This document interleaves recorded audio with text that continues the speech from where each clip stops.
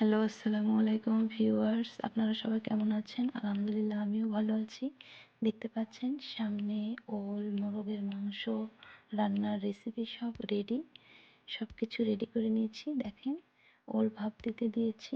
এবারে মাংস দেব প্রেসার বাটিতে। ওল সেদ্ধ হচ্ছে, এদিকে মাংস রেডি করতেছি। মাংস রেডি করে নেওয়ার পর ওলটিকে ছাড়াতে হবে। ওল সিদ্ধ হচ্ছে ওই পাশে। ওল সিদ্ধ হতে হতে আমি মাংসটিকে মেখে নিই। এই যে দেখতে পাচ্ছেন ওল সিদ্ধ হয়ে গেছে। এখন ওলটি আমি কষিয়ে নেব। ওলটি কষিয়ে নেওয়া শেষ। এবার মাংসটিকে কষিয়ে নিচ্ছি। মাংস সিদ্ধ হয়ে গিয়েছে। এরপর মাংসটি সেদ্ধ হয়েছে কিন্তু কষিয়ে নিচ্ছি। তেল ছাড়ার আগ পর্যন্ত কষিয়ে নেবেন। গন্ধ থাকে পেঁয়াজ রসুনের, যার কারণে কষিয়ে নিতে হয় ভালো করে। এরপর কষানো শেষ হয়ে গিয়েছে। এখন ওলগুলো দিয়ে দিচ্ছি মাংসের মধ্যে। একসঙ্গে মিক্সড করতে হবে, যার কারণে দিয়ে দিচ্ছি ঢেলে। এবার আলতো করে নাড়াচাড়া দিয়ে নিতে হবে। এক জায়গায় করতে হবে।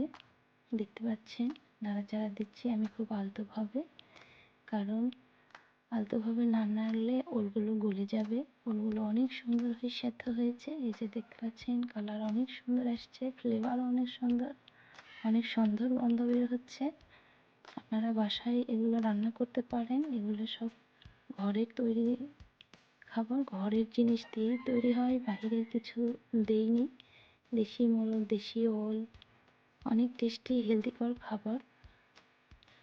দেখেন আমার হয়ে গিয়েছে। এখন আমি এটা বাটিতে ঢেলে নেব। দেখতেই পাচ্ছেন আমার রান্না প্রায় শেষ। তেল ছেড়ে দিয়েছে, দেখতে কত সুন্দর লাগছে। দেখেন আমি এখন এটা বাটিতে ঢেলে নিচ্ছি। দেখুন বাটিতে প্রায়, বাটিতে ঢেলে নেওয়া হয়ে গিয়েছে। আপনারা চাইলে এসব খাবার বাসায় বসে রান্না করতে পারেন। ভিডিওটি যদি আপনাদের ভালো লেগে থাকে তাহলে লাইক করবেন, কমেন্টে কিছু জানাবেন। আল্লাহ হাফেজ।